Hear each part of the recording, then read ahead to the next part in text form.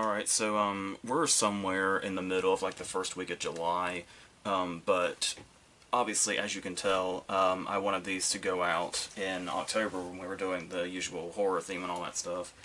And of course, it's this channel, so naturally, with October will come discussion of Stephen King at some point.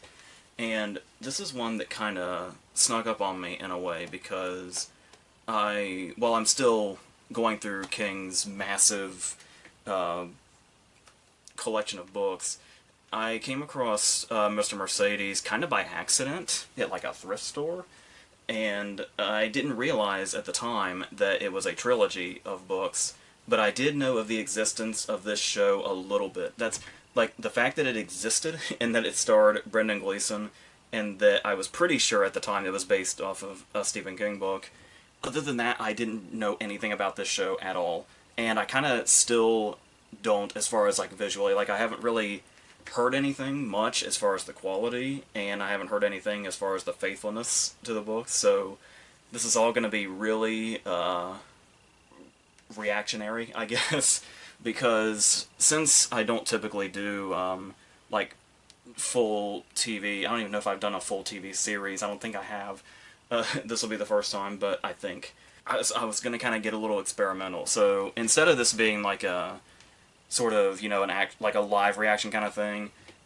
It's just gonna be simple. I'm just gonna turn the camera off and then watch the first episode, turn it back on, and talk about the first episode, and just do that for each season, and then each season will have its own video. And these should probably be consecutive since I'm shooting them so early, so months in advance.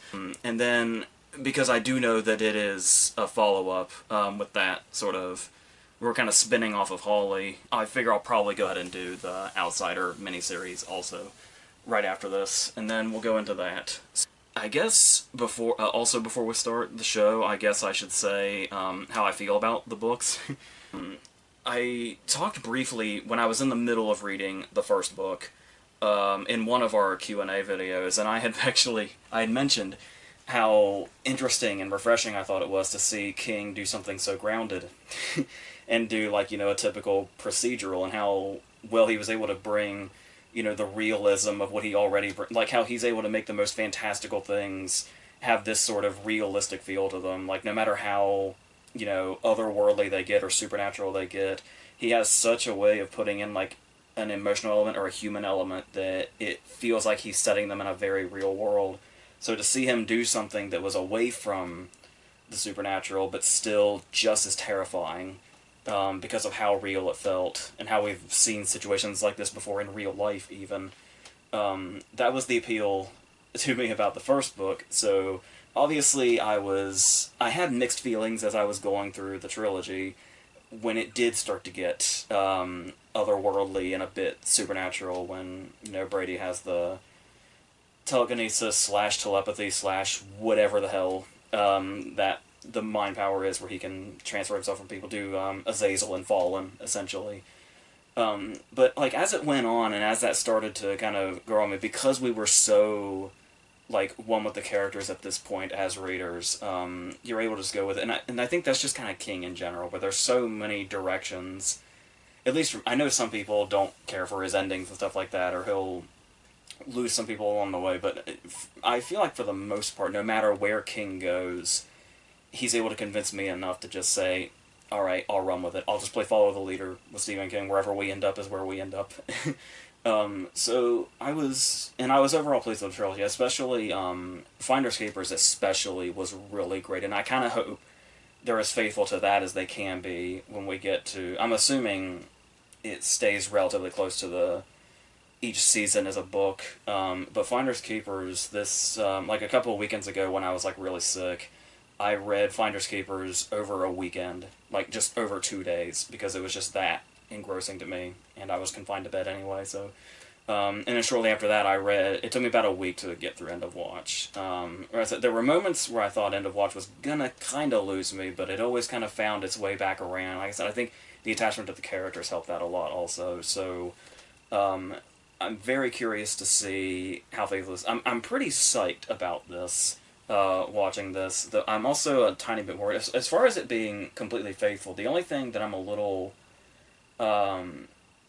interested to see how they use it is the fact that on the cover I'm looking at here of season 2 is Brendan Gleeson, and who I'm assuming is Brady, especially given the tagline. But the fact that Brady's Brady has like 2 scenes in the second book, so I'm curious how they might have reshaped some things as they go. If they do it well, then I probably won't get too bent out of shape if they take liberties or go off the source material a little bit. But this is one of those cases where the source material is so good, I feel like it would be probably best if they remained as faithful as they could. But I'll be curious to see what happens. I'm also curious about how they handle the content. Because the books have very, very sort of R-rated content, and if I remember, I feel like when I saw commercials for this show, it was on, like, regular TV. It wasn't on, like, HBO or something like that. I can't remember if it was... I don't recall if it was a streamer or not, either. If it was a streamer, obviously they could probably go a bit more, in that, not having to water it down. Yeah, so this will be what the next 3 or 4 days is. So I guess there's not really anything else I need to mention beforehand. So let's see what the show has to offer.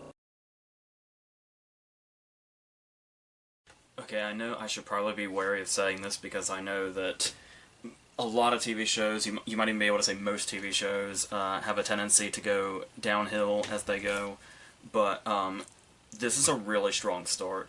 And I think what started it immediately was just the very opening scene when we see Augie coming out of the fog with the sleeping bag, and he's in line with Janice and she has the baby and all that. And I was talking about faithfulness to the source material before we started, and it's this opening scene, and really most of the episode, in Hodge's community and all, especially in his house and all that stuff, it's kind of eerie how it's almost exactly how I pictured it in the book, like right down to some really seemingly small details. So this, as far as it being a faithful adaptation, this is really promising, though once again, I know what TV shows have a tendency to do, so I will not set myself up to fail here just yet, but so far I'm really happy with this first episode. Also, worth noting, one of the things I brought up before we started about, is this going to be watered down, and I was thinking, was this on regular TV or something? I can't remember. It says AT&T. I don't know what, how exactly they distributed whatever, or where exactly this was. But yes, we are definitely getting something R-rated. And not just in, like, the violence. Like, as soon as everybody was showing up to the job fair, and the dude set the chair down and said, quote, "cock fucking sucker" was his line. It was like, oh, okay, so this isn't, like, gonna be a censored version of the books or anything like that. Okay. And then sure enough, we do get our opening scene that sets everything off, where Brady drives the Mercedes through the crowd, which is... What's funny now is to think about this as if how I started with, oh, is it going to be watered down? Is it going to feel censored? Now the debate was, were they going to be too gruesome and in our faces with what exactly they showed here? Because we know there's... but especially all of the victims here, but especially knowing that a baby was going to be one of them. This is also something where if they actually wanted to go the complete opposite of kind of being censored and watered down and being too in our faces with it, they could have. But I'm glad that there's just enough there to really kind of make us want to turn away, but not enough to where it feels like it's dwelling on it. And the way where it's Hodges seeing the baby and not us seeing the baby, I feel like is a really good way to do that. And so, yeah, so I'm kind of, because that's the thing too, is when you think about not wanting something to be watered down, you might think people just want, like, it just sounds like people just wanting to see gore, but it's not really, like, it's one of those cases where I do feel like if this story had been watered down, if it had felt sort of made for TV, in the sense that all of those elements would be taken out of the book and out of the story, it would feel like something, like it wouldn't hit this kind of story without us seeing what it is that we see, or even hearing what it is that we hear. So I do like that we're not seemingly holding back on anything content-wise. So I think that's going to be something really in the show's favor that I wasn't sure they were going to do or not. So we have that. I guess you could also say, take that into account of Brady and his mom, Deborah. Kelly Lynch, who I almost, for like a few seconds I didn't even recognize at first, and how they're playing up how incredibly uncomfortable and creepy and skin-crawling that whole thing is. And it's like, I was kind of curious, like, how much is going to be just implied, and how much is going to be, like, shown, or whatever. Yeah, eventually when he goes down to the basement and has to take care of himself after that interaction with his mom, that's something where it was like, okay, so they're definitely not holding anything back. There's no sort of, oh, we're just going to kind of imply something here. We're kind of getting everything that's actually in the story. So that I can appreciate. I do think there is a line. It hasn't like crossed anything yet, but I do think that there is a line where if they do, like I was saying, if they start to like dwell on, showing us, oh, this is how graphic we can possibly be, because a lot of shows also get lost in that when they have the opportunity. I think that's mostly an HBO problem, but but overall, I do think they handled this and the content itself well. And as far as Hodges as a lead character, it was, first off, it's one thing where I kind of knew that Brendan Gleeson was the star of the show before I started reading the books. So the whole time I was reading the books, I couldn't help but picture Brendan Gleeson already as Hodges. So seeing that play out it's been very easy to get sucked right back into the character, because that's just how I always saw him. And that shift where we get him at the crime scene initially, and then the 2-year jump where he's in fuck my life mode and he's retired and all that, and he's drowning in beer and Coca-Cola and stuff like that. They do play up very well, and he plays very well, while giving him this sort of warmth. Like, there's a warmth to him in general, and once again, I don't know if that's just because I know Bill as a character through the 3 books already, but like, when the character seems like he could be a bit off-putting to the people around him, like, for instance, his interaction with the hockey kids, there's still just something so amusing and kind of lovable about Bill in that moment, where it's like, even when he's trying to be the cranky get off my lawn guy, there's still this warmth you can feel inside him. I think that's definitely something that Brendan Gleeson's bringing, which is great. And like I said, as far as them setting up his little community here, I love the casting of Jarrell Jerome as Jerome, not just because his name fits. And I could see their chemistry going real well. It's actually weird going through, having gone through the 3 books so recently, it's actually kind of weird and feels like there's a missing piece when you see Bill and Jerome working together without Holly up to this point. And the fact that Holly's not even a blip on the radar yet is so crazy to come back to this now. I'm really confident that the casting here especially is going to play a part in how strong we see this bond as it goes on. And certainly following the source material is going to make that really easy. So I can't wait till they're the trio that we know them to be. But in the meantime, I think they'll handle it just fine. There's also Holland Taylor here as Ida, and I also liked her interactions with Bill quite a bit, especially when they're having dinner together. I do think her trying to get him to look at her naked picture thing kind of went on for a while. It especially feels excessive that it basically got its own scene after they had already established that. That seemed to go on for quite a while. It almost felt like filler to the episode. But I'm interested to see how she's going to kind of play, because they've clearly introduced this character a little more than I think we've done in the books, at least as far as I remember. So I'll be interested to see what else they do with that, because we do know that Bill should eventually get a love story in this season that we see a beginning, middle, and end of. But I'm curious how that's going to play into what this Ida thing is, and if those two things are going to clash, or where they're even going with that. I don't really know, but so it's probably the weakest factor as far as what we're going into and as far as these go. But there is another thing where it's not so much a weakness of the episode; it's just something I'm surprised isn't here, and that is them. And I'm assuming they're just not going that route because if they were going to introduce it, we would definitely have seen it by now.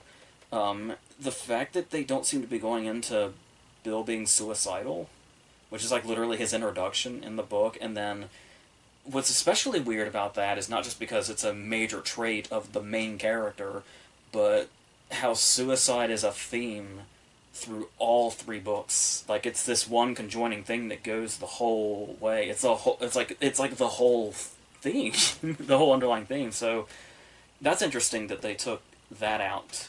It seems, but if you want to talk about a change that they made that I love, and I can honestly see Stephen King loving as well, is that when Brady first initially taunts him in the book, and he leaves him the letter,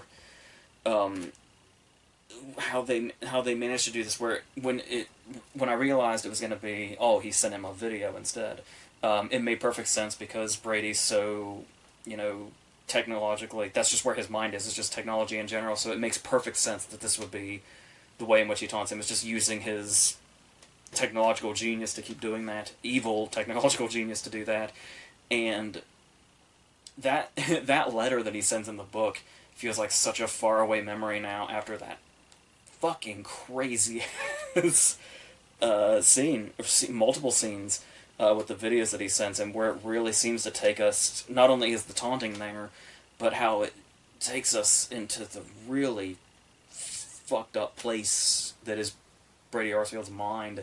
And that gave us a really great glimpse of exactly who we're dealing with, because a great thing that they did here also was Harry Treadaway, I think is the actor's name, playing Brady. I looked him up. I've seen a lot of stuff that he's in, but his face is... Nothing was ringing any bells before I looked it up. And I think that's perfect because it makes... Even when you... even me having just read the books and knowing who Brady is as a character and where his mind is, and that he's the character that sent, that fucked up video and is the one driving through the crowd at the beginning, still just looking at him, like when he goes to work or wherever, he still just comes off so unassuming, which is exactly what Brady needs to be and exactly the way he needs to be portrayed. And so that was incredible. And the way they sort of built up to kind of reveal at the end of this episode that he's the ice cream man and he's always kind of, constantly watching. A lot of this is really well done. And of course the whole irony of Bill having to go to Discount Electronics to get security, the place where Brady works, is a really nice touch. Is there anything... the side characters that we know, some of them obviously I'm assuming will become crucial, and some of them not so much, like Freddy, who I guess is now Lou in this. I'm not sure what's with the name change, but whatever. I'm really liking what this actress is doing already, even with just the little parts we've seen here, and I'm excited to see how her part will eventually grow as it goes on. Then there's characters here that are just kind of here for the time being, I'm assuming, if they're going by the material, like Furbisher, the boss, who kind of reminds me of Mike Judge in Office Space, where he's just that really more or less harmlessly overzealous boss, and he's really playing up that whole thing. And there's Pete, Scott Lawrence, who is... I've noticed there's a few... occurrences here of sort of TV legends who have seemingly been around forever being a part of this, like with Scott Lawrence being here playing Pete, who's a really strong choice there. But I didn't realize till it was over David E. Kelly's involvement in this, which I feel like I should have known going in, and so that is another thing that makes me feel like we're in pretty capable hands. He's got a very strong resume, to put it lightly. So there's a lot of really strong starts here, and the little changes that they have made, like the video message, for instance, or stuff where I feel like changes can really go in the right direction. Still not sure how I feel about them not addressing Bill being suicidal, or just changing that completely, but, yeah, I don't know. And, we have nice, soundtrack choices here also. Well Respected Man was really well used. Watching Bill kind of come back into the character he once was, kind of in real time as we watch him do that. Pet Cemetery for Brady's introduction might have been a little bit on the nose, but the song is just so awesome anyway. I don't care. be on the nose all you want, I guess. Um, yeah. So, like I was saying, I think this could be really promising. I do say that cautiously, but yeah, and just the fact that so far, for the most part, when we do get that stuff where it feels like it literally came out of my mind as I was reading the book and has now found its way on screen, like the opening scenes especially, that's really... Because I know some people say that you don't have to be that loyal, like, really down to the detail loyal to source material, that you can have creative freedom or whatever, but and when they just get it like that, where it seems like it's exactly how you picture it, there's just something especially satisfying about that. So I was really happy with that stuff. So yeah, I think that's how I feel going into this. So let's see if it can keep itself up when we go into the next episode. Okay, so far so good at this point. Still seemingly quite faithful as far as adaptation goes for the most part.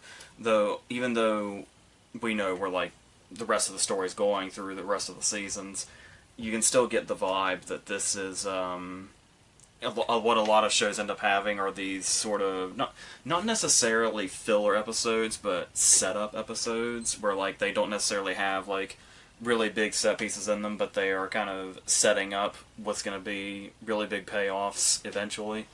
And this just feels like one of those episodes, starting off with another one of Brady's fucking crazy ass video messages that really show off his sadistic qualities so well. What's interesting, though, is what I was just talking about in the first episode, was that I was under the impression that the video message took the place of the letter that he sent him. No, we still get that. I'd forgotten that he had to eventually take him to Undertowy's Blue Umbrella, but I just assumed that would maybe come in another video message or something. But yeah, so I like not only that the letter scene is still here, but a couple things about it. Number one, getting to see Brady writing it as Hodges is reading it, and how we get to those moments where we see him, like, being really satisfied with the way that he writes. But there's also the thing that I talked about. The big issue that I brought up at the first episode was them not acknowledging Bill being suicidal.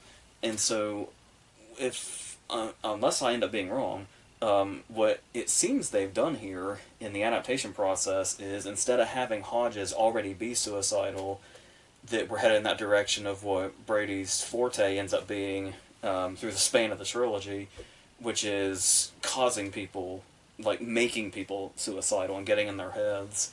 So if they're setting up that Hodges wasn't suicidal prior to Brady getting in his head, and Brady's going to kind of push him in that direction a little bit, that's really interesting. Another way to really, like, that's... The show so far is really good about finding Brady's traits and kind of bringing them even more forward into the character as far as the decisions that he makes and how he does what he does, whether it be using his, technological mind to do the video messages, or this kind of pushing Hodges into that territory that he was already in when the book starts. It just fits the character so much and seems so kind of obvious after the fact.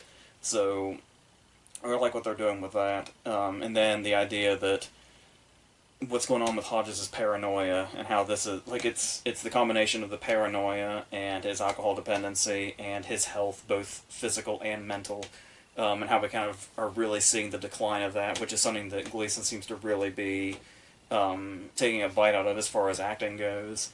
Whether it be the scene when he's in the parking lot with another great soundtrack choice with Avalanche, the Leonard Cohen song, where we kind of can see his mind on a bit of a decline here, both in his actions and just sort of just watching him. Like when Pete even calls him out and says, like, I saw you in the parking lot, and it's clear that you're cracking. But then, of course, we do have this turn in character where I was talking about, where we kind of see him when he has to get dressed up and go out in public, and we kind of watch that in real time, and we can see where it's like, it's almost like he puts his head on straight for a facade when he does that. But here, we have a character that's introduced with Janie. And since I already did a spoiler warning at the beginning, I guess we can refer to her as poor, ill-fated Janie, who we already know. And when I saw Mary Louise Parker's name in the opening credits, it was like, oh, cool, she's in this, because I will say that I love Mary Louise Parker so much.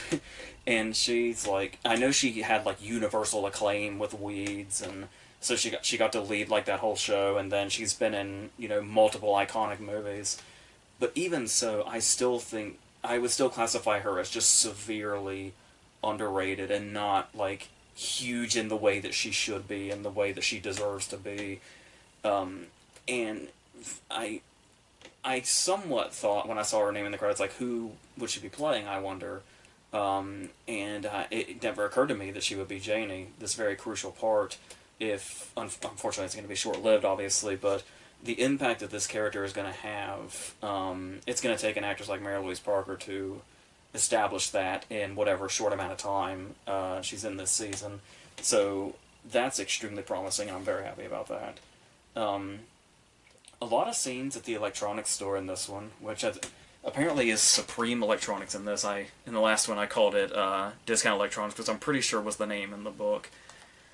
And the way we're establishing these characters, where we get another great scene with Lou, where she talks to the intolerant customer, and it's like I really like the sort of seeds they're planting with her, like kind of sticking with her character, where it seems like if I didn't know how crucial her character was going to be by the time we get to towards the end, I would think like why is it this character we're kind of keep coming back to, like what's the significance?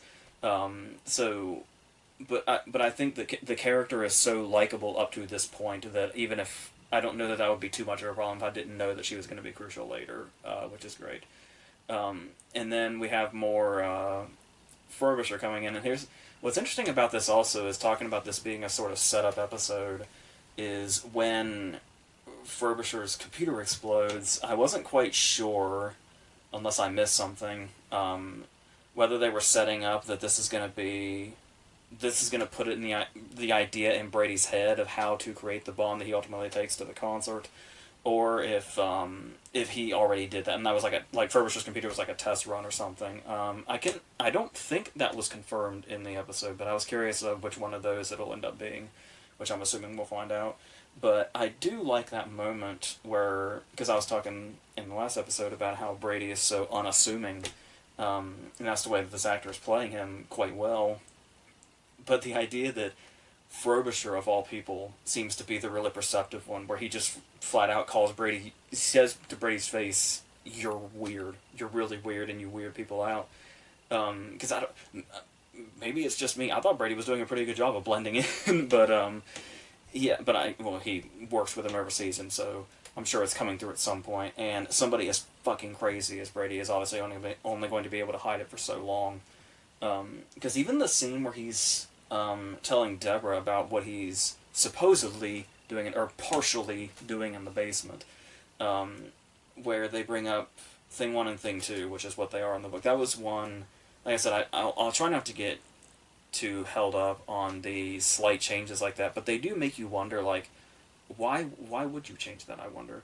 Where he's now calling it Thing A and Thing B, and it's like, when he first said that, my first thought was, oh, maybe there was a rights issue with Dr. Seuss or something, but then Deborah straight up says, oh, like from the Dr. Seuss books, and he says, no, but a little different, and it's, I don't know what the point of that change is, but, alright.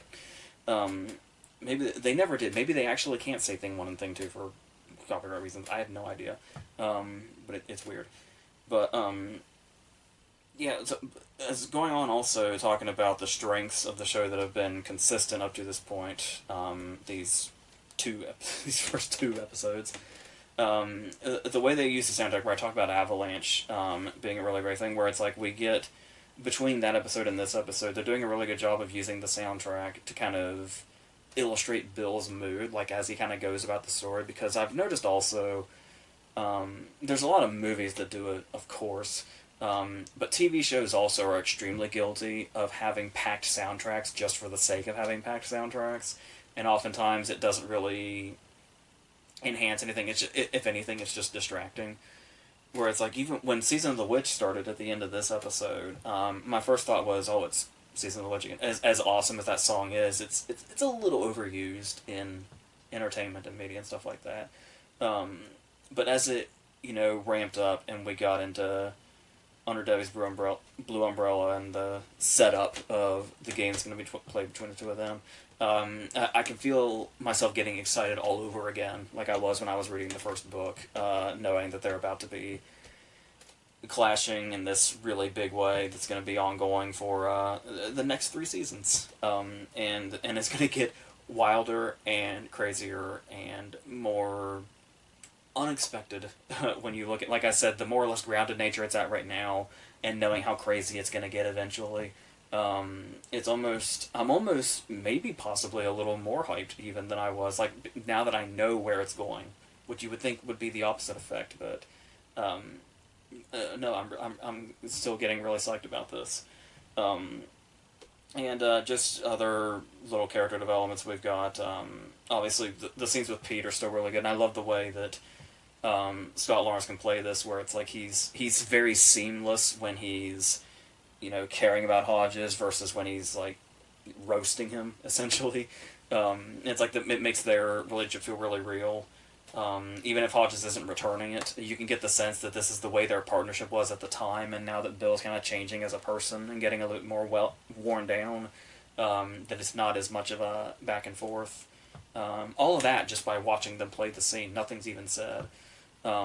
Like that, and there is a moment where they start to go into exposition, where Deborah's about to explain about Brady's dad and brother and stuff like that, but then Brady cuts her off, which I really like also, because the way that the book sort of, obviously a book is basically nothing but exposition. That's a book's job, but it's like the way they still kind of sort of gradually revealed what happened to that. I'll be interesting to see how the show plays that up also. And the idea of the flashback to Olivia, Ann Cusack, who really utilizes her short amount of time here, and kind of set up the really gloomy atmosphere of what that investigation was 2 years ago. And it's, so I think, and of course another great Jerome scene where we are in fact introduced to what Hodges' real first name is with Curran. I was starting to wonder if they were gonna touch on that or not, and they so the back and forth with Jerome is great on that also, and kind of sets up, like I said, Bill seems to have all these relationships with people that just live to roast him, and it's great, and the way Gleason's able to kind of play the opposite of that to them just really works as far as watching all these characters bounce off each other, and it's great. The cast is so good. This is like perfectly cast, and I love that. I guess the only thing here that seems to be missing now, but of course I've learned my lesson, and it's like if something seems missing now, it's probably going to be introduced at least in the next episode or soon anyway. The very crucial tool of the Happy Slapper has not been introduced yet, unless it was really brief and I missed it during one of like his getting ready to go scenes or something. But I don't, because I think in the book it was introduced in the scene where he meets Radney Peoples when he's outside of Olivia's house, where he runs into those kids and uses it. But yeah, I'm because it's so crucial, I'm just going to assume it hasn't been introduced yet. So we'll see where we go with that. Okay, so the first thing I noticed about this episode is something that I didn't in the last episode, which is this whole opening with the T-Bone Burnett song and him just kind of getting prepared. I just, for the second episode, I just assumed that was just like a scene and just like the setup to the episode. I didn't realize that we now have like an opening, like an official opening. It's very sort of Dexter-like. On how we start when we start seeing Brady's migraines from a it's like a first-person perspective made me realized that I need to bring up something that I've been meaning to bring up for the first two episodes. The way this show is using sound is also really well done. Like, especially in this episode when he was talking, or when he was having a migraine at work, and you can see Lou talking to him, and then the way, like, her voice changes as it starts to, like, and like I was talking about with the video messages that he sends Hodges, and then this now, and it's like, how much they're really showing us visually what the inside of Brady's head must be like, is especially with where the story eventually goes, is really interesting, and I really like the way they're handling this and kind of showing that, and like really using the visual medium to be able to do that, is very impressive. And another thing was, something I've been meaning to bring up, was the use of the music in the ice cream truck, where I was talking about the music before and how it's sort of the part that it plays in this, and it's like the idea of, there was the part in the first episode, I think, where it's like the ice cream truck music kind of starts to become part of the score, and it kind of seamlessly goes into that as it rises. Was really good. And then this way that even when we don't really show the ice cream truck, there are times where you can hear it in the background, and the idea that anytime you hear that, you know that Brady's there, and you know that Hodges is being watched, I think is being utilized really well also. As far as the investigation itself and how he's utilizing Pete and Izzy's presence here, is this episode our introduction to Izzy? I don't recall seeing her before, but obviously this kind of comes more into play when we get to End of Watch, but the character of Izzy being one of those people that you kind of start to enjoy how much you hate them, and the way she antagonizes Hodges, and they're kind of setting the grounds for this, is being done pretty well. That fuck you was so perfectly delivered by Gleason, and so kind of seeing their back and forth should be interesting, especially if we're getting kind of an early start on it, like even feeling like even more so than the books did. But there's also the idea of Brady using his technological genius once again by making his messages disappear. The fact that Hodges will go to people and say, "This is what's happening." Yeah, it's pretty clear that he sounds crazy. Like, as soon as the words come out of his mouth, it's almost like you can see him realize how crazy it sounds and how much nobody's going to buy this, especially with the state that he's in, his mental state is in. I do think that this is, if I remember correctly, this is kind of a departure, because the book goes a lot into Hodges not saying anything to anybody and all the reasons why he would say anything to anybody, because of what we see here being a large part of it. And I couldn't help but think, having so early in it, having Hodges, start talking about what's happening instead of keeping it to himself like he did in the book, as far as I remember. I fear it's like some sort of, where we talk about how we're in that post-CinemaSins world of the way people analyze things, and how like every little mundane thing has to be asked why this would happen. And it's like, I could see Hodges keeping it to himself the way he does in the book, and then you'd have a bunch of idiotic people watching this saying, why isn't he saying anything? Why isn't he doing this? And it's like, I could see that maybe being why they would say, oh, we have to have him, do that as early as possible so people don't ask why all the time. And it's like, I hate where we are in general as far as discussion and stuff like that, but we've been down that road plenty of times. But we do get a couple more introductions here with Barbara, Jerome's sister, who obviously knows is going to play a big part, not just in this story, but by the time we get to the third as well. And I just talked about this. This show seems to have a really good way of doing is how I'll bring up something and it's like, oh, we haven't touched on this yet, or we haven't, done this yet. And then pretty much in the very next episode, we'll get to that. Last time I had talked about the backstory involving Brady's brother, and so just kind of get that backstory, but we're getting, I'm assuming, little pieces of it at a time, because obviously, once he choked on the apple, then the brain damage happened, and then all that, so I'm curious if it's just over this season, we'll get that whole story, if they'll kind of stretch it out further, but, I guess, because they could really, if they're doing it in little pieces like this, they really could stretch it out as far as they need to, but I would say given we got that whole story in the first book that this would be this season, throughout will be we'll kind of get little snippets of that, which is a good way to do that. Sort of like the same way they've been doing the flashbacks to the investigation after the Mercedes incident, the City Center incident. So, yes, and these are things also that could just be sort of feeling like they're bombarding us with little pieces, which is something shows can do that can get really annoying. Where it's like they keep giving you seeds, but then it feels like just seeds lead to more seeds rather than any further elaboration. But that probably also helps when you know what the whole story is as a whole. But I do really like the way they're handling this so far, and it feels relatively clean when it could feel jumbled. So that's great. I also really like that they have how beefed up Pete's part is now, because I feel like Pete was barely present throughout the books. He was quite present in End of Watch for obvious reasons, but to kind of have him be prominent here the whole time and have that sort of where Hodges always kind of has that gateway to the law as far as it works, rather than him just sort of doing his own thing after he's retired. And just running into these little problems where he finds these little obstacles that he can't get past the way that he used to be able to. And how Pete's kind of the gateway to that is a really good way to play this.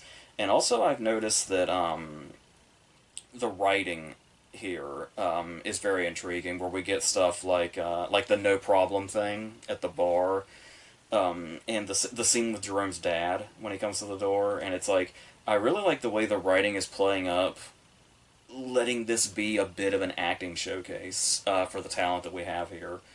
So, like I said, especially Gleason being able to actually do things here as an actor rather than just play this as like some typical procedural or even a typical horror kind of thing. Or thriller, whatever you want to call it. I feel like it's both. I feel like there's just enough realism in what it is that Brady does for now, not later, but for now, that I feel horror fits it really well. But as far as that goes, like character interactions and acting and stuff like that, we do have this Janie storyline going, which we know where it goes, and I just praised Mary Louise Parker. It does feel like that there's... I kind of feel like in the book it was kind of the same way, where it's like it sort of embraced the awkwardness of the attraction that these two people have, and how it's kind of like, especially Hodges holding back, which was kind of alluded to with the whole Ida thing, which I'm still a little worried about how they're going to handle that on top of the Janie thing, but we'll see what happens, I guess. But yeah, but I do think it's probably just the right amount of awkward, and it's as far as it being like this little charming romance, it's like really slowly going. But then, of course, we have the fucked up back and forth in these final moments where it's Hodges and Janie, and then it's Brady and Deborah, which is appropriately fucked up. Fucked up in the way that the story requires. So it's got that going for it. And just in general, the way they're building up the battle between him and Brady, where we get that same satisfaction we got from the book when Hodges sends him the message that claims that they've caught the Mercedes killer and he's a fraud and stuff like that. And seeing Brady's rage come from that, and it's like it is pretty impressive to be able to get that sort of same satisfaction that the book was able to do with the way, because books obviously have much more leeway. But even with a series, you could still say a book has much more leeway. Like I was saying, I don't want to get my hopes up too much because I know how things can go downhill, but this show kind of kicks ass right now, and I'm really pleased. So, as far as the paranoia we were talking about with Hodges growing, this idea that the TV keeps flickering and showing footage from inside the Mercedes during the city center thing, I love the way they did that at first, where it's like, obviously we know that Brady's doing that, but I love the idea that when it first happened, I wasn't quite sure. Like, I wasn't quite sure if it was Hodges, like, starting to hallucinate because of the paranoia, and just the idea of Brady getting into his head in general, making him see certain things. Like, the fact that it really works either way, even though, like, obviously we know pretty much for a fact that Brady's doing it, but, I still like the double-sidedness of that, where you could take it either way, if you want to. But one thing that I wasn't quite sure about, there were a couple of things that I weren't quite sure about, which were when we get the scene with Deborah, and then we get, like, we're starting to get kind of her backstory. And at first I was wondering, like, is this going to be really that... I mean, it's one... we've seen her before where she's obviously doing the things with Brady that she does, and she seems obviously very... She's got, you know, the alcohol problem, obviously, and just everything seems to have gone to shit since losing her husband and child, but it was like, I'm guessing this was a way of humanizing her at first, but then it does seem like we're kind of coming full circle and we're seeing the loss that she's gone through. And I think the reason that I thought this was kind of odd was because I know going in, and book readers know going in, that Deborah's days are numbered at this point. So I was wondering, like, how much they were going to devote to that just to kill her very, very soon. And if it's like, if they were looking for emotional impact there, which I could kind of see, but it's also the idea of seeing, like, the very, like, it's also Brady's origin story, her meeting her husband and all that, so her origin story is technically Brady's also, so I can kind of see what they're doing with that, but as I was alluding to, this is now the episode where we have learned that Brady has gotten the idea that he wants to kill Odell, which we know ultimately leads to Deborah's death. And what I liked about that especially was that this episode set that up in two ways, as far as a character's eventual death, because we know when Brady gets the idea that he wants to kill Odell is going to ultimately lead to Deborah's death. In the same episode, we get Janie giving Hodges the hat, and as soon as we see the hat now, if you've obviously read the books, you know that that's also a sign of doom for Janie. So the idea that we're, like, planting these seeds for these characters' ultimate ends, which are unfortunately very soon. Unfortunate for Janie. Deborah, they do set up Deborah as a complicated character with those flashbacks. I will give them that. Where you feel kind of conflicted of, does she deserve what's about to happen to her or not? But as far as the Janie stuff, though, what I was kind of worrying about seems to be going in that direction, where it was, what are we going to do about Hodges falling in love with Janie when this Ida thing is going on? This Ida thing that I don't remember being present in the book. And yeah, it's exactly what it would look like, where she walks in and sees them together, and I guess there's going to be some conflict there. But, well, Holland Taylor has been great so far. I just don't really see the point of this Ida storyline, so that's something that I can kind of do without. And another thing that that wasn't quite working was the editing in this episode kind of felt a little off, just kind of in two scenes in particular, where we had the cemetery scene of Brady and Deborah at the graves, and then that scene seems to end, and then we go to something else, and then just when you kind of think it's moving along to the next thing, we cut back to the cemetery. And it's a way where the cemetery probably could have just been one scene. It was just kind of, it just kind of weirded me out. And then this happened again at the end, when the suspense should be in overdrive at this point, when Brady's following around the intolerant customer that's going after Lou. And the way that we cut away from that to seeing that Jane and Hodges did in fact end up in bed, I feel like we could have gotten, like, once they start kissing, kind of dissolve into them in bed, and then have that, so that the final scene of the episode with Brady following this guy, that could have just been one long suspenseful scene, and that would have been really effective. I don't know what this episode's thing was about cutting randomly back and forth from things that aren't really scenes that mesh, so that really should stand alone.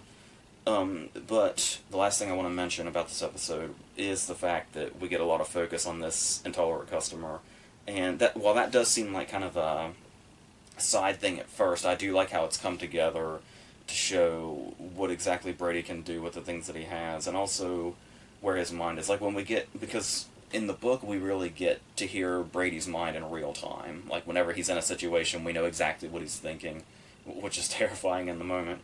So I kind of like the way they did that. The way he talks to himself in the car seems like a believable thing that character would do, and also kind of gives us a little taste of that. But what's really interesting about that is the hatred that we know is in Brady's mind when you read the book, and it's a hatred for anything and anybody. So I found it really interesting when we get this scene where, this episode really showed me just how much I really do love Lou as a character, because it was like, I've already said that I really like the character and the actress, but then it's like it got to a point where this guy came back and was saying these things to her, and I could feel myself getting, like, defensive, and it's like, don't you dare upset Lou, motherfucker. And what's interesting is the fact that Brady seems to react in a very Brady way in the same fashion, where he cheers her up and he buys her Oreos and stuff like that. And it's like, because I remember even in the book, I'm pretty sure he like had kind of a hatred for her and called her the same language that the customer uses. And then the fact that Brady Hartsfield is probably one of the more revolting villains you will see in quite some time when you see this or when you read the books. And the idea of, because I don't remember this ever having a point in the book where Brady does something that's satisfying for us, which is kind of just the reason I think we love villains so much, is we can hate them and they can be absolutely horrible and they can be the worst sides of humanity, but then they can come over here and do just like one thing and the audience is like, okay, I'm kind of glad you did that. And it's crazy how they can do this. I'm curious what exactly he feels towards Lou, and if that's because we have that scene, that heartbreaking scene where she's like really trying to fight off a cry after they have the altercation with that customer, and that he actually cheer her up was kind of surprising to me. So, and if it was sincere, or if it was just this, oh, I have to do this to appear human kind of thing. It's really it's really wild. So yeah, I love that they're making Brady as a character even more fascinating as they go, and it's like they're adding in these complications that aren't just let's see how evil he can be and all that. So like I said, even though I have, there's the editing problem and the Ida storyline or whatever, I'm still like I'm like all in on this. So we'll see what happens and if they can keep up how good of an adaptation it is. So let's see where 5 takes us. Alright, so we're now halfway through Season 1, and I still think things are moving forward pretty well, I would say. Starting off with quite an opening, where I talked about how I like that it didn't dwell too much on the gore, since they have that opportunity, given that it's not like a regular TV sort of thing. But we do get like the most detailed look at the cartoons I think we've gotten so far. Which I do think doing it in like the quick flashes like that is effective enough to where it doesn't feel like it's dwelling on it. And also the way of getting that glimpse of Deborah within the carnage. Is, like I said, if there's one thing this show has been really exceeding expectations on, it's how they put us inside Brady's mind. Which, as I said, is a very terrifying place to be, but how else are you gonna, that's how you make a character terrifying, is put us right in there. And when you do it effectively, like this, it works, and is, dare I say, necessary. So there's that. I also liked, because I don't remember this being a book thing, it might have been touched on briefly, the idea of Brady being in his house without him knowing, and even leaving evidence behind. Was anybody else really, really on edge during the security camera scene when he was realizing that they had been fucked with and that the time jumped? Because I was absolutely waiting for a jump scare there. I was waiting for Brady to have put like a screamer in there or something. I like that, and I feel like that had to have been at least a little bit intentional on their part. Like they knew the audience might think that. So that's kind of clever if that was the case, and if not, then it's unintentionally clever. I also like the fact that having Brady inside his house without us, the audience, ever seeing that scene. Where like there's almost like a mystery to, even though we know pretty much everything we need to know, it still added a little mystery in itself. For when we saw the apples, it was like, well, obviously that's a Brady thing because of his little brother, but it's like it felt like it took my mind a second to put together. oh, Brady was inside his house while he was gone. And the thing was, is the fact that we actually didn't see that, is actually something that I really liked. So, yes. There is one thing that I'm not quite sure of, and that could just be book reader syndrome, where it's like you have to get used to a change because it's not quite the story you know. This build up to the art center that Frobisher's talking about that he took him to, the way Brady has that vision of there being a crowd there, I'm guessing is this art center going to replace the concert, I'm guessing? The Round Here concert? Because they haven't talked about there being a concert or around here yet, so, and the fact that it does seem like it'd have to be pretty big budget to do like a whole concert kind of scene. So if that's the case and the art center is going to be the climax of this season, I'm curious how they do that, just in general, how they adapt that to the climax that we get in the book. Because it's like, it's hard to imagine the climax without like thousands upon thousands of people, so that'll be curious. Hopefully they do it well. We'll see. I'm a little concerned, but we'll see. I do also like the scene a lot where he's talking to Janie's mom, and where it kind of gives us those light comedic moments with her, and where like she's sort of feigning being out of it, but then she's actually very lucid. And then the scene is light and funny until it's not. And I really liked the way they handled that shift, and the way that it kind of put a slight dent in the relationship between Hodges and Janie is very. It does feel like, I mean, it makes sense, but it also felt a bit like, I guess the whole sort of, love triangle thing has felt a bit artificial because of the addition of the whole Ida thing, and making her like the jealous, would-be girlfriend or lover or whatever. So when she says, like, oh, you were, the way you interrogated my sister, and then they had sort of a break-off moment, it felt very sort of like soap opera, I guess, but like I said, it makes sense in the story, and I'm pretty sure I remember it being in the book that Janie was upset about that for a period, but like I said, maybe it's the Ida storyline that's just kind of fucked this up a little bit. Because I do love the moment where Hodges goes to her door and just flat out confesses and says, yeah, Olivia. Because obviously, the way Hodges tries to defend himself and says, like, Olivia was not exactly saintly, as we've seen even that scene with Brady, we saw that she wasn't very saintly. But it makes sense from a character standpoint that it's like, what it looks like and her still being family and all that. So I don't hate it too much. So I guess the only other thing to go into is this ending of the episode, where they just seem to have this casual conversation despite Brady looking demonic, and it being through the computer. But Gleason especially, I just really loved in the scene, the way he's having fun, like getting under his skin, because that's what Brady's been doing this whole time, and to see it kind of put back on him, because this is something that we didn't get in the book, I do remember, which is not a lot of direct interaction. Mostly it was under Debbie's blue umbrella or through like the note and all that. But to actually see them have like a real conversation here, where they're talking back and forth, but doing it in a way to where Brady's not completely showing his hand, was really well done. And like I said, the way Hodges gets to him progressively as it goes on, is just really, really satisfying. And it's like even the payoff with Deborah.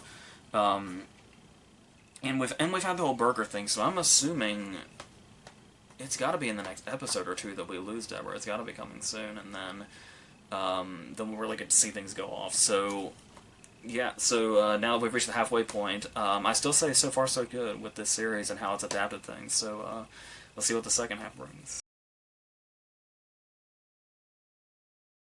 Alright, so this episode had a lot. I think it speaks volumes of this episode that this is the moment we've been waiting for, where we're finally introduced to Holly, and that's probably the least eventful thing that happens in this episode, I think.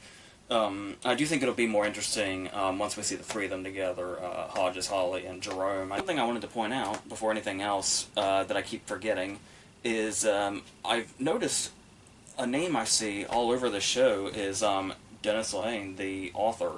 The guy that did, like, Mystic River and Gone Baby Gone and that whole series, and Shutter Island, among many other things. not only has his name been around, but he's written a few of these episodes, including this one. And yeah, I think this is one of the stronger episodes up to this point. I know we're only 6 in, but like I said, there's so much to take in on this one, starting with this whole idea of these sequences of Deborah trying to get her life back together.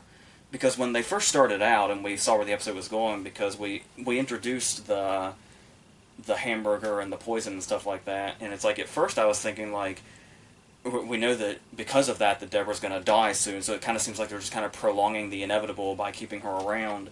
But then they've basically been able to successfully form Deborah into this really tragic and sympathetic character, which is really weird because obviously the main antagonist of this story is Brady, but yet this is the woman that Brady is a victim of. Our villain is a victim of because she's, despite how sympathetic she is and how much she's trying to get her life back together, she's still a molester of her own child. Which makes this really complicated in an interesting way.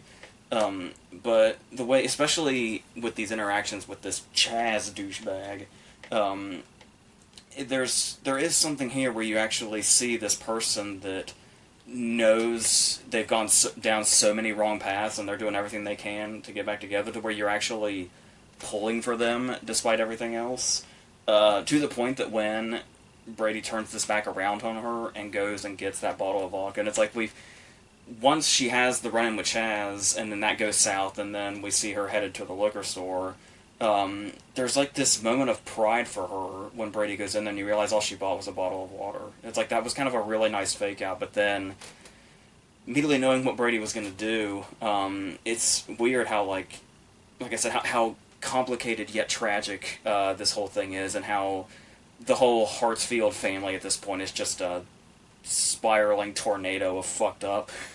But they still find ways to inject that sympathy in them that's actually kind of working. And it's going to make it all the more tragic when we do reach that point that we know is coming.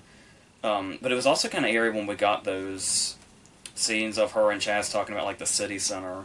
And with Deborah, like, having no idea that she's talking about Brady while they're talking about the killer. So additions like that, I'm actually really liking. Where, like I said, I was kind of thinking to be a little too much added on that wasn't really that necessary, especially for a character that's should be coming very soon. I do like these sort of multiple layers that they've added, and that sort of complicated nature of you're not quite sure, like, you feel sympathy just kind of as an impulse, but then you can actually stop and say, like, but how much sympathy should she get overall? But it's still, watching a damaged person trying to come out of that hole is still something that's always going to be really fascinating. And talking about Brady, it is interesting how I still can't get enough of how much this show is really going out of its way to put us in Brady's head as much as possible, like, visually, which I'm really appreciating, because it's really taken us to those really dark places and showing us what exactly it is that Hodges and soon to be Holly and Jerome will be up against. So there's that fucking nuts scene in the restaurant, where we keep getting these looks into Brady's mind, and it's the fire truck thing was wild. I didn't see that coming.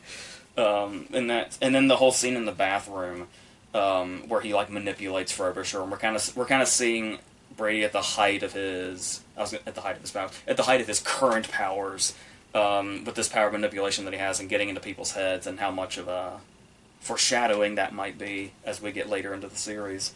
But Robert Stanton was really good in that scene too, the bathroom scene, where I love in frustration when he pulled out the paper towel and then just threw it, because there was nothing else to do.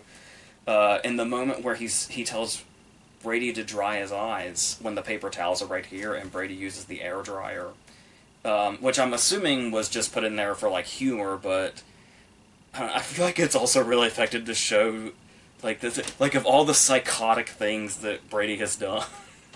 It's like this moment that could have just been a moment for humor is like, wow, that's one of the most psychotic things I've ever seen, using an air dryer to dry. So I really appreciate the little touches that they're throwing in here. I also really liked the scene leading up to the bathroom scene where he was like imagining murdering everybody. All the really uncomfortable close-ups also. Like I really love how they're pulling off Brady visually. That's not something I would have probably anticipated going into this show. So I really like that. As far as the heroes of this story, yeah, obviously the significance here is that this is the episode that introduces Holly. And there is definitely, when you've read all three books and you know the story, or even, The Outsider and If It Bleeds, and you know how far this goes and what all it leads to, this does feel like there's a lot of weight to this moment, where Hodges and Holly just casually meet and have a cigarette break outside of the hospital. However, I'm not entirely, it's only been one episode so far, and she's got the rest of the series. I am not completely sure about this actress and her performance as Holly, because obviously Holly is going to be one of the most likable characters of the trilogy, as well as her other stories.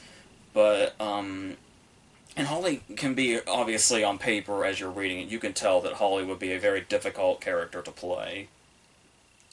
So it's like I wonder if like a more experienced actress might have been able to, because obviously Cynthia Erivo plays her in The Outsider, but here I'm not really sure if I've seen this actress before. I haven't had a chance to look her up yet. Yeah, it's still nice to see this sort of connection and see this scene, this little cigarette break that we know is going to connect these characters forever, for the rest of their lives.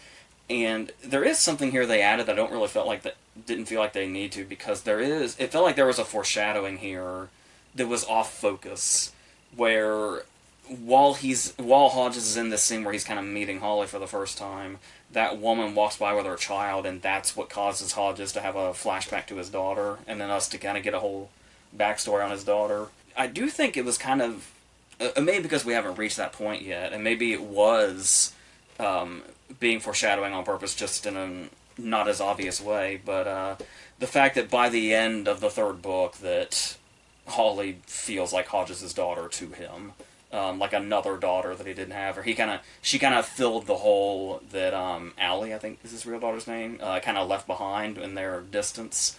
So it's like, just him meeting Holly would have been decent foreshadowing as a segue to, oh, I remember my daughter now. I don't think we needed the woman walking by with her child, especially since this is the scene where he meets Holly. It all makes sense that he would just suddenly think of her. It would be foreshadowing and this sort of symbolic thing between them, but whatever.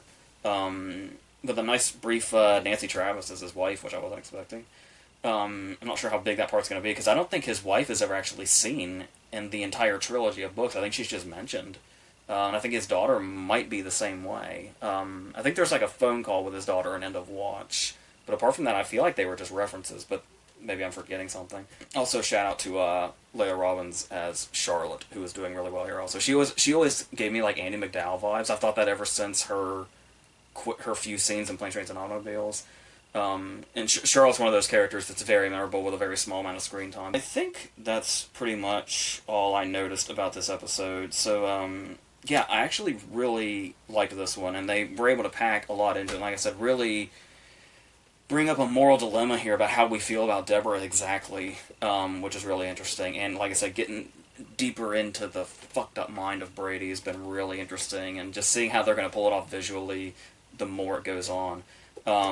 I noticed we're not progressing at all towards what's going to be Brady's big plan, and we've only got like 4 episodes left of this season, which I'm assuming is going to conclude with this, because I'm assuming we're concluding the first book with this season. So I'm curious how we're going to kick into gear with that, and how they're going to do the art center thing, which, like I said, I'm assuming is replacing the concert, which doesn't seem as climatic, but like I said, I guess with their budget, we'll see what they'll do. And like I said, when I usually say if there's something missing, usually the next episode starts to pick it up. So let's go ahead and see if that happens.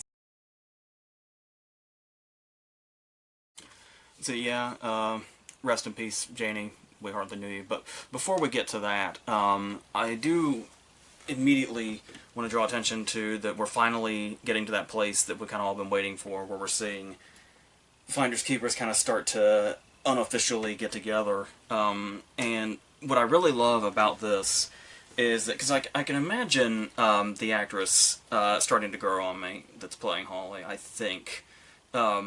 But here, seeing her immediate interaction with Jerome, and I think this is going to be where she really shines, because there we were just kind of just meeting her, so I guess it makes sense. But with the three of them together, and as she settles in with them also, I was trying to remember, when we were talking about the last episode, I was struggling to remember what exactly Holly has, because I'm pretty sure OCD is in there, and I think it was said that she's like on the spectrum in some way.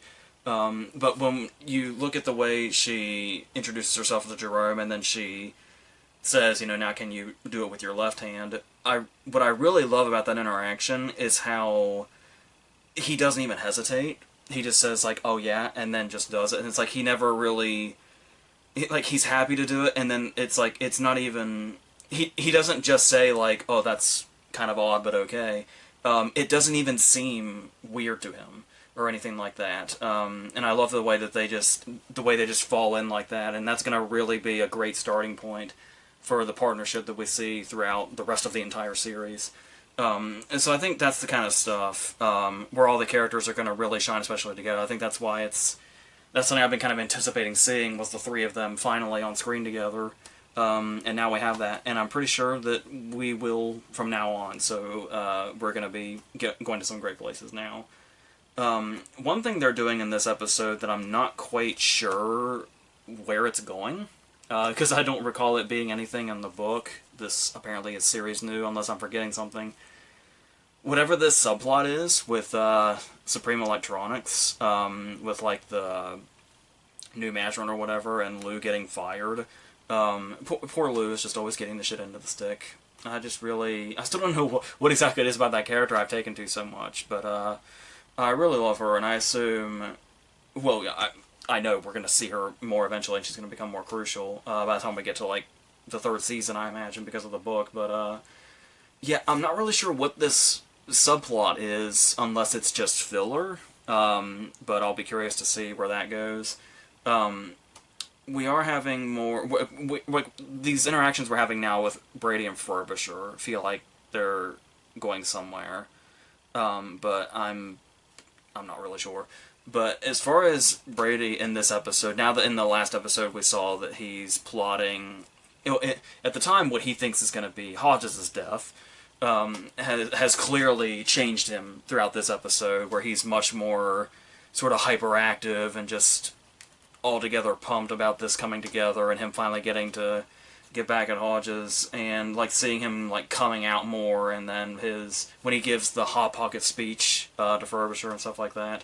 But here, especially the scenes with Deborah, where the way the tension's really amped up in these, even more so than usual, and tension, whichever kind the scene calls for when it's the two of them, weirdly enough.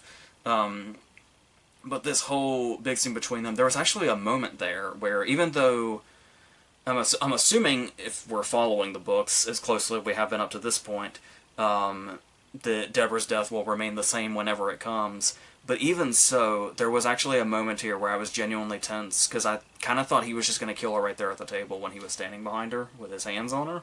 It was just like, oh, they're going to go ahead and just jump into it? Because it is kind of a crucial thing that, that it's an accident that ultimately kills her if they go by the book. But still, it's like, in that moment, I was like, wait, is this it? Like, are they just going to change that here and now? So I like still being able to get those moments of tension, even when I otherwise know what all the other beats are. So as far as Janie goes, and losing her, I do think it has come back to bite them a little bit. Like, it was... because it felt like they were kind of underselling the Janie scenes since we started, despite having an actress of Mary Louise Parker's caliber. Like it just wasn't in the writing, because we still got, like...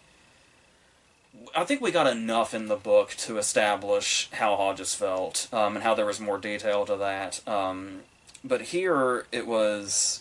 this, like, the scene that she gets where they're in the kitchen and she's talking about, like, the different sides to herself and, like, her past, and then, moving forward and stuff like that.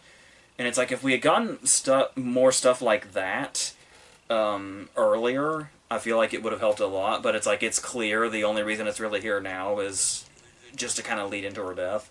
Where it's like, I would have been like if I didn't know what was going to happen and that it was coming, I probably would have been really disappointed when it did happen, because it seemed like it gets to that point where it's like, oh, finally the character's really starting to take off, and oh, finally they're actually giving Mary Louise Parker stuff to work with.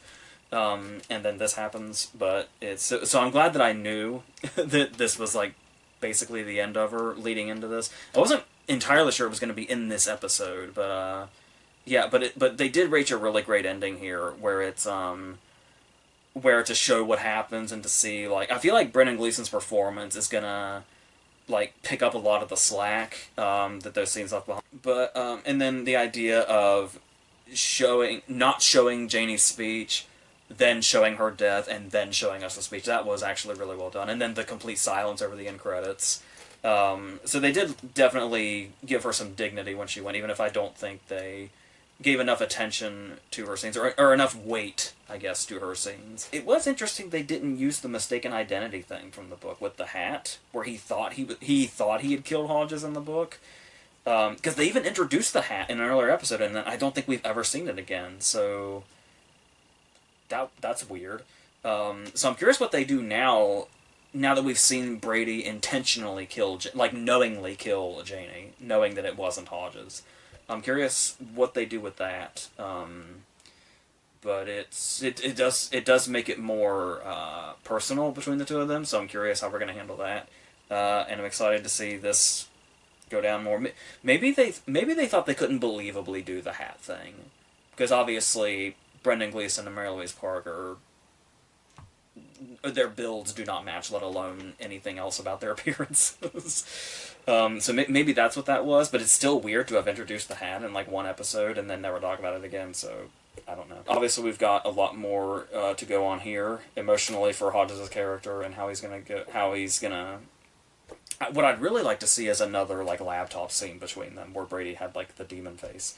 So that would be really interesting and kind of get another sort of face-to-face thing. So I guess we'll see what happens with that. I guess the last shout-out I wanted to do was yet another shout-out to Layla Robbins as Charlotte, like really selling Charlotte's coldness in that moment. That really stood out in the book too, where it was there after the funeral and Holly's kind of having trouble breathing, and it's like, oh, she just wants attention and stuff like that, and it's like, you just hate those people. And she's really, really sudden. Like, Charlotte is such a minor character, but, like, to really sell that coldness is working really well. So, and it's really helping build Holly's character also, to see where she's coming from and how she finds that comfort in Hodges and Jerome. So, let's get more of that and more of the game between Hodges and Brady. I'm very excited about this. We have 3 episodes left of this season, so let's do that. Okay, lo and behold, right away, I got exactly what I wanted with getting another face-to-face laptop scene between Hodges and Brady. And right after Janie, I was kind of expecting there to be a bit more of a, I don't know if build-up or whatever, but just that we got it right away is very enticing to me. And I love that we also see it from the shoe kind of being on the other foot from the last time we left the conversation like this, where Hodges was the one that was sort of getting inside and getting under his skin and basically more or less won that moment. And now we have Brady already coming into the conversation having this big, where he doesn't even really, Hodges didn't even really have to say anything. He's just already defeated because of Janie. And what's really interesting about this is how this is thankfully, a very short-lived victorious moment for Brady, because it has finally happened. We have finally lost Deborah after she found the poisoned meat. What's really interesting about this is watching what transpires after she dies, where Brady cleans up the scene and then not disposes of her, but puts her away, I guess we could say. Because this is a creepy situation anyway, might as well put it in the creepiest terms we possibly can. But the thing here is, I can't remember if I mentioned this already in this video, or if it was just kind of in my mind that I was thinking about it. The idea of Brady being like a Norman Bates type and being sort of motivated by his mother in certain ways, and with Deborah even having somewhat of a similar death to Norma Bates. But the what another thing about Psycho, which is the reason I bring it up now, apart from that, is one of my favorite scenes in probably my favorite scene in Psycho, is the scene after Norman has killed Marion Crane, and there's just like an unbroken 10-minute sequence of him cleaning up in real time. And I like that this almost felt kind of like an ode to that when we get this whole montage of Brady cleaning up the scene and then, putting her body somewhere. And what's great about this also, though, the way they handle this, is while I love that, one of the great things about that scene in Psycho is that it's basically in complete silence, or what feels like complete silence. But what I really, really love the way they use the David Barrett song here, which adds this sort of creepy but also melancholic nature to what's going on. Because even though Brady is as insane as he is, this is still clearly a tragic moment in his life. Where was that case where he didn't make the 911 call, he stopped himself, but at the same time he still tried to save her. Which there's you can sort of see the conflict there, which I really like also. And then we get the later scene where he snuggles up to the corpse and talks to it, and we're finally getting built up to the art center, which is this character, and it's crazy to this extent where it's like he's cuddling up with this corpse and talking to her, but it's like my first response is like, oh, thank God, we're finally progressing the story a little bit. But it did occur to me that if this were pretty much any other character, I feel like him snuggling up to the corpse and talking to it would make me say, like, oh, now they're trying too hard. They're trying too hard to show us, oh, how crazy this character is. But because we know Brady so well up to this point, especially if you've read the 3 books, it doesn't really feel like it's possible to overdo it when portraying Brady's level of crazy. So this feels right in line with that. And like I said, I don't know if any Psycho homages are intentional or not, but I appreciate them nonetheless. So going into the Hodges and Holly stuff, because we've been talking before about how Holly's gonna become more and more a part of Bill's life, and the other way around also. And the idea that he essentially sees Holly as another daughter by the time we get to the end of Watch. And the way we're kind of moving towards that here, where we get a whole thing in this episode where she's starting to finally distance herself from Charlotte, which is bringing her closer to Bill. And these things kind of working in tandem at the same time and accomplishing the same goal, getting to the same end. And the fact that, where I was talking about the sort of Holly being another daughter feel, where I was talking about how he met Holly around the time his daughter was introduced into the story as far as the series goes, and now it seems like we're really driving that home with her even staying in Allie's room when she's with Bill. And we do even get an Allie scene here, which I wasn't quite sure how to take, but the whole thing about how, are they giving you my messages? And she was acting kind of weird and not answering, and it's like, I kind of can't tell what was going on there, like if she is getting a message or not. That seemed kind of cryptic. I don't know if that was for a reason, but it'll be interesting to see how else they figure Allie into this, since they seem to be figuring her in more than the books did. That'll be interesting, especially since he has a daughter figure now with Holly that's becoming so close. When this started, though, when Holly first came to Bill's, I feel like this is actually a moment where they took a moment from the book and might have made it better. Executed it better than it is in the book, and that is the Mercedes returning to the story. Where she pulled... Because I believe in the book it was when they were at Discount Electronics looking for Brady, and they just saw it sitting outside. It was kind of like unceremonious, just like, oh, what the hell's the Mercedes doing here? And that's creepy in itself, but I really like the way the show has reintroduced the Mercedes, where it pulls up in the middle of the night, and it's kind of dark, so you can't quite tell if that's what it is or not. There's this moment of, is that what I think it is? There was that in the book, too, but here, physically being only able to see so much of it, and the fact that it creeps Hodges out so much that he even pulls his gun on it. I feel like was a great way to like show the Mercedes as this ghostly sort of threatening figure at first that Holly is ultimately kind of taking back as her own, and this was a really good way to introduce that also. And you kind of talk about, I've been talking about how I'm not sure how I feel about Ida's presence here and how necessary it is, but there was one moment here that I feel like where it's like I really am not sure what Ida's place is here, because you would think with this sort of where he's almost kind of building another family here, where he's got Holly, he's got Jerome, and he's got Ida, and Bill has all these people around him, and it's great. And then in this place of potential healing, Ida's talking to him, and she uses an analogy and says something like, even if your family burned up in a fire. And it's like, nobody draws attention to the fact that this might be a tad insensitive, given that Janie just blew up.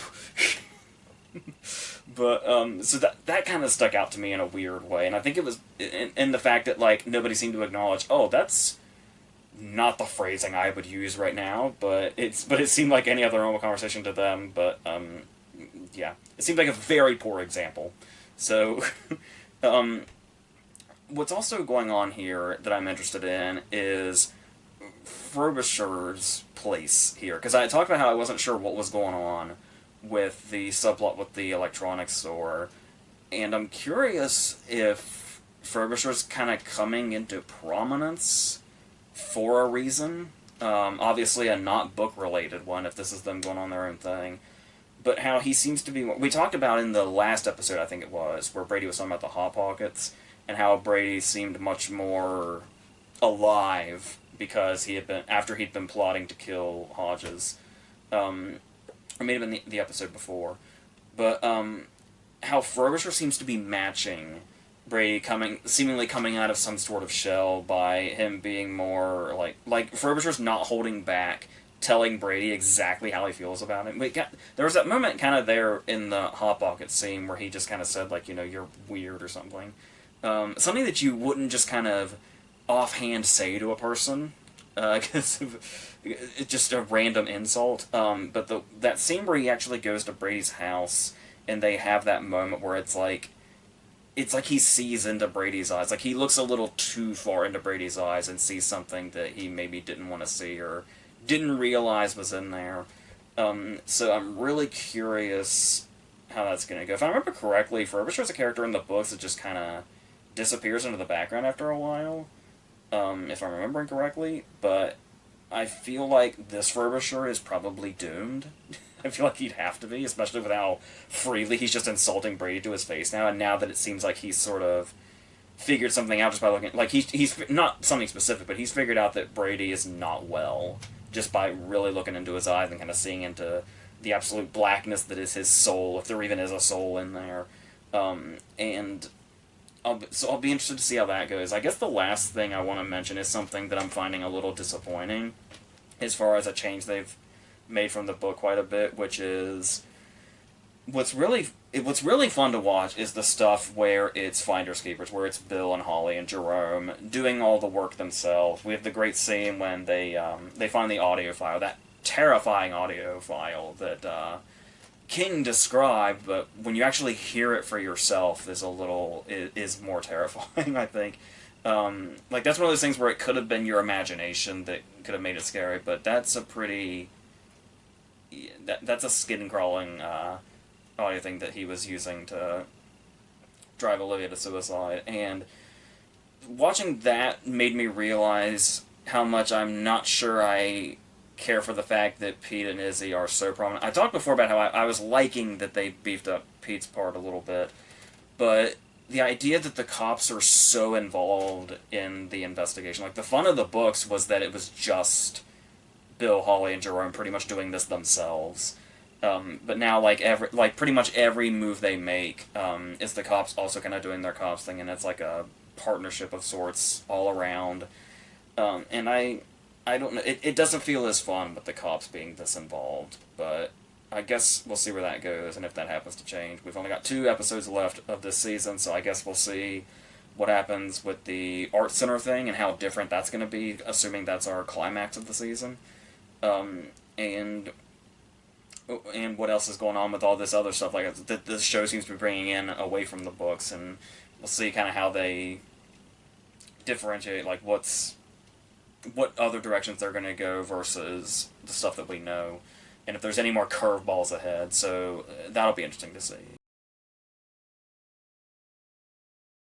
Okay, so that was a wild episode, and we seem to be quite sort of deviating from the book now. I'm curious how this is going to go, but I actually like quite a few things that they're doing here.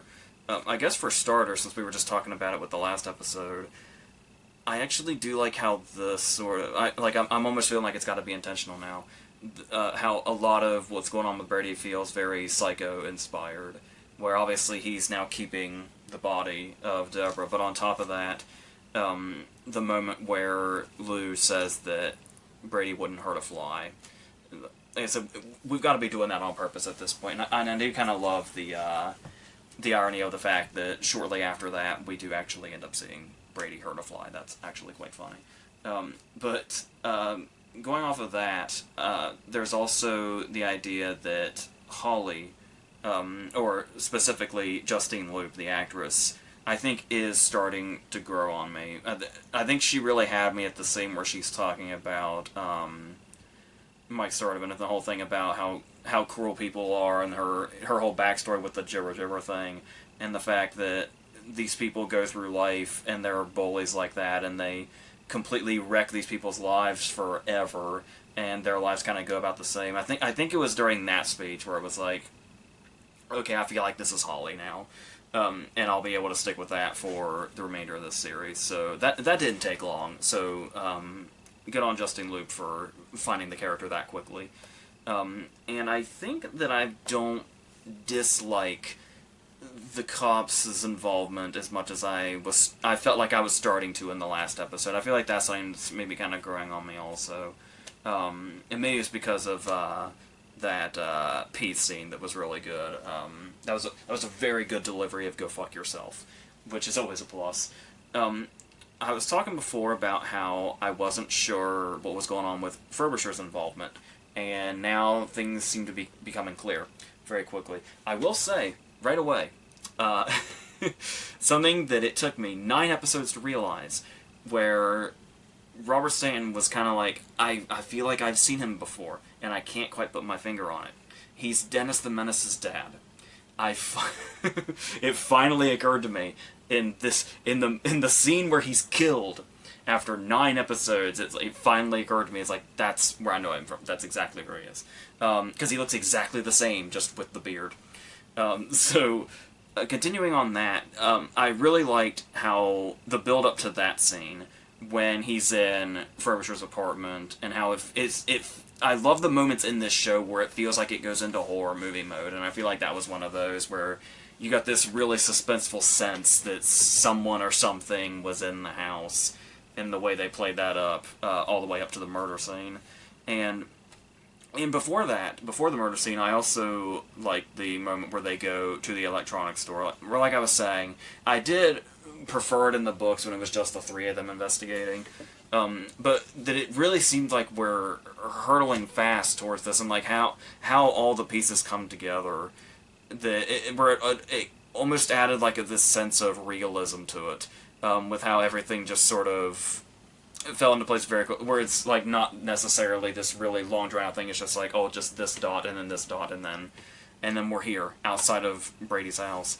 But I was kind of thrown off because one of the things I was defending at the start of all this was the fact that I thought Brady was doing a good job of blending in, and it's like where Harry Treadaway just kind of has this sort of normal face where he could sort of blend into a crowd, and you just say, oh, he's just the ice cream guy, or he's just the electronics guy, or whatever. But then Frobisher was saying, like, you know, you're really off-putting, you're really creepy. And then sure enough, when they actually show Brady's picture to the cops, and it's like, yeah, just in his picture for work, he looks psychotic. What I also really like is the idea of keeping Lou in the story, because like I said, I wasn't sure where we were going with her either. But the idea, I think what I really like about Lou being in the story, just apart from the fact that I love that character and the actress, is it's really bringing to light in this scene where they question her what I think is so terrifying about Brady Hartsfield. What I found so terrifying about Brady Hartsfield since reading the first book, which is that he could just be just any random person, or somebody that you know really well. Could have a Brady Hartsfield darkness inside of them that you never pick up on and you never know about until it's too late. And I feel like keeping Lou in the story, especially when she's really defending him, saying he's not possibly the guy you're looking for at all, really kind of heightens that also, and that idea that we might not know someone that we think we do and stuff like that, or what they really are. And I feel like that's playing really well into this. And like I said, ultimately just makes it scarier. And makes him a scarier villain because of that. And then we get, like I was talking about, we're really deviating off the books now as we're headed towards the climax. Where we get the confession and then the standoff, or what it appears to be. And there's clearly something going on here. Like, that looked a lot like Brady in the bed, but there's a couple of things here, obviously. Like even if I didn't think that, we were, like, I've read the books and it's like, well, I know where this character goes, but even though we are deviating from the books, still, it's like, we do still have the art center thing. So, clearly the most obvious thing is that he used Frobisher's body. Seems to easily be setting that up. But I mean, it really looked like Brady laying there. So, at least from the angle we were at. So, but I like the fact that they're kind of playing that up, where Hodges is like, I know we saw it, but I don't know if we saw it. And I'm really curious exactly because, here's the thing is, I know that Brady's not dead, obviously, but I'm curious what the reveal is as to what we saw versus what was actually happening, and how Brady would get away and still be able to do, or attempt to do what he's going to attempt to do at the art center. So I'll be really curious to see that, but I could, say that I don't care for them deviating from the book as much as they are now because the book is so good, and if you were to just do a direct adaptation of the book, it would be something great. But I kind of like this idea of knowing the story, but also still having moments where I'm in suspense because now I don't quite know, is very intriguing. So I'm actually really liking this feeling. But I'm curious how different our climax is going to be, and like what our reveal is as to how Brady managed to put together what all we just saw. So let's just waste no time and go right into that now. Alright, I'd say that's an overall satisfying conclusion, but to go back to the beginning of the episode before we get to that, I do really like this really wild opening scene where we have this dream sequence, and this is a case where I love how there's sometimes where dream sequences can just be done like, oh, everything seems normal, and then something, crazy happens really quickly, and then the person wakes up in bed, and we get that same tired thing. But the way this sort of just played out and sort of dragged itself out and it kind of started weird and then got progressively weirder as it went in the imagery was really, really well done. It really felt like the progression of like a real nightmare with like everything being like having a connotation to real life but being off in a way. That was really cool. I really love that opening scene. And I also love that I was prepared to call it a cold open, but I think for the first time, I can't remember if the first episode might have done this or not, but we didn't get any opening credits at all, which I also kind of like how it just kind of throws us into this final episode of the season. And as we continue as to what's going on with Brady and where exactly he's disappeared to and how, there's like one, I was like, oh, I wonder what the big reveal is going to be. There's like one throwaway line about a tunnel or something. So that answers that. What I really liked here was when we see like the full video of the confession, I really love how convincing that is, despite the fact that we know that it's bullshit. That it's him like sort of telling half-truths but mostly lies and talking and setting up his whole supposed plan to kill himself. And it's like, if you were to watch that, it looks like a genuine sort of video that from some psychopath that's about to kill himself, and take out however many people he can with him. And it's like, even when we know the truth, I like how convincing that was. And in the same fashion, like us knowing what we already know, the way that they build up this sort of looming paranoia, it's like, even though most of the characters believe that Brady is dead at this point, it's like there's still just this cloud of uncertainty, and like there's something unfinished going on just throughout this whole thing, even with the characters that believe he might be dead. I really like the way that was built up. And speaking of his sinister plan, there's something else here that might seem small, but sometimes it's just the little things. I think I talked before about how, about how when you're a book reader and you're watching an adaptation of something you've read, there's those little details that you're just really appreciative that they remember and that they add to it, and stuff that you wouldn't think they'd keep in. When I was watching this episode, I was unexpectedly to myself so psyched that Brady shaved his head. Where it's like, knowing that that I was going to be watching the show, I do remember a moment reading the book where it was like, I'll bet this is a detail that the show wouldn't go into. It's like, it's too much of a physical transformation. So it's like, they'll probably half-ass his disguise in some way for the show or something. And so it was like, it was so satisfying that they went the whole 9 yards on Brady actually shaving his head before he, as he's getting his disguise together before he goes to the art center, which is great. As far as the whole art center thing, and where I said I wasn't sure if it would feel anticlimactic compared to the Round Here concert from the book, and the episode does make, and the climax does make for a very good, like, season finale sort of climax. Like, not a series finale, but like at least a season finale. It works, though the suspense does feel a lot more downplayed from the book, where like in the book we had like the whole race to the arena and stuff like that, and Jerome knowing what was going on and knowing that his sister and her friends and his mom were all there. And they do add like the sort of personal touch to it, where it's like we do have that familiar book feeling where Jerome's whole family is here and Jerome's whole family is in danger.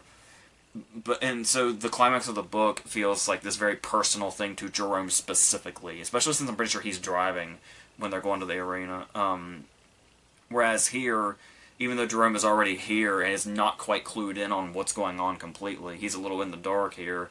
The idea that it's a personal thing for Hodges, where it's like they conclude that he's going after the people that Hodges cares about.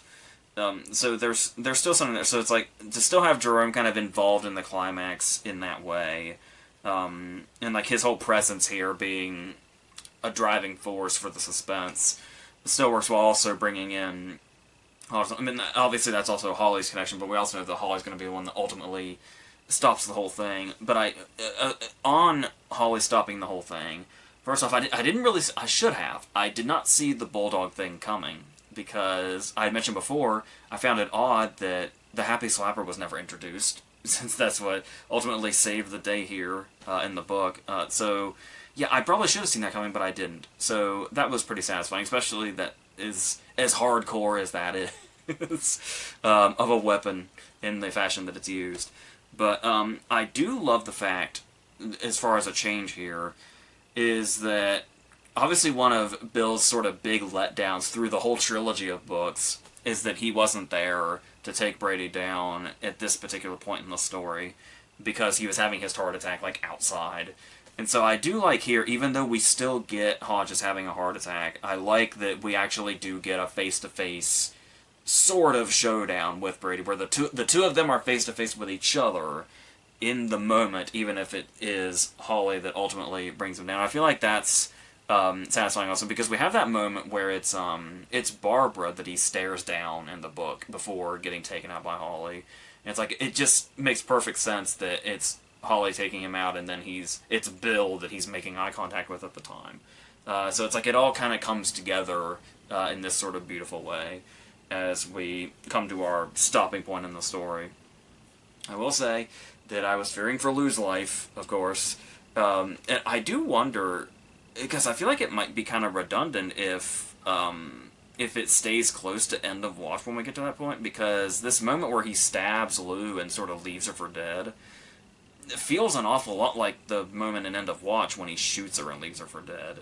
So I'll be curious to see how that plays out, assuming we get that moment. Like I said, we're kind of really deviating off the book here, despite still a lot of it staying here also, but I'll be curious just in general what they keep or don't keep or add or whatever as we go on here, because for the most part here, the changes they've made have been decent changes, or they kind of open up the door to something else in a way that's just as good as what we got in the book, and every now and then seemingly an improvement.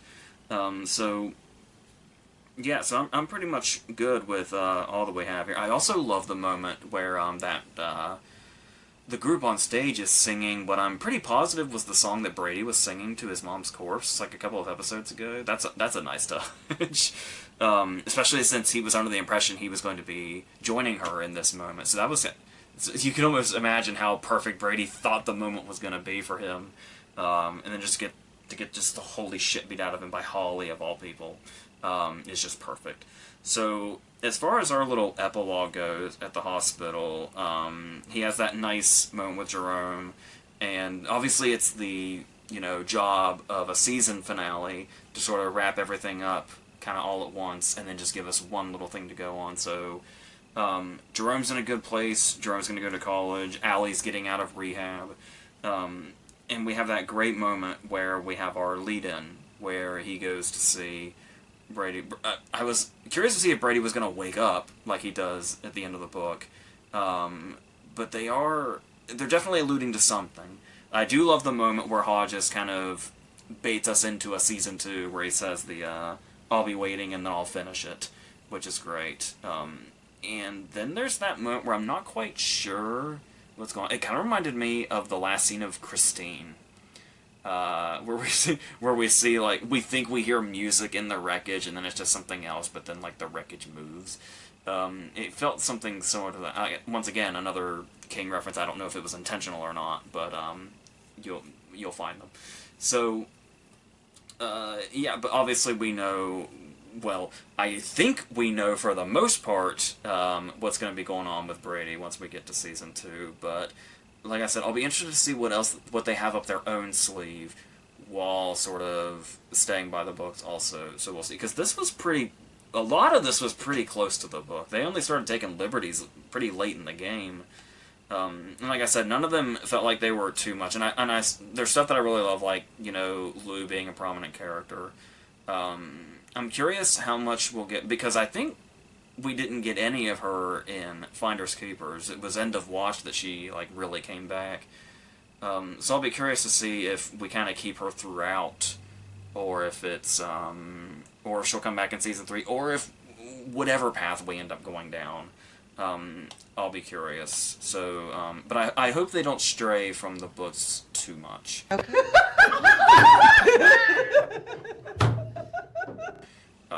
But we'll see what happens. Like I said, TV shows have a tendency to start off well and then sort of either they'll get better and better or they'll get worse and worse. I guess we'll see which path this one goes down. But I'm confident going into Season 2, especially since Finders Keepers, the book, has a very intriguing story, and it kind of becomes the A story with the Brady stuff happening on the side. But like I said, apparently, looking at the covers and stuff like that, Brady seems very prominent in season, like he's going to be prominent in Season 2, despite only having like 2 scenes in the book, so I have no idea what to expect. So that's basically how I'm going into Season 2, which, since I'm shooting these all in advance, unless something just goes horribly awry, should be tomorrow. So let's find out how Season 2 goes, and until then, I think that's it.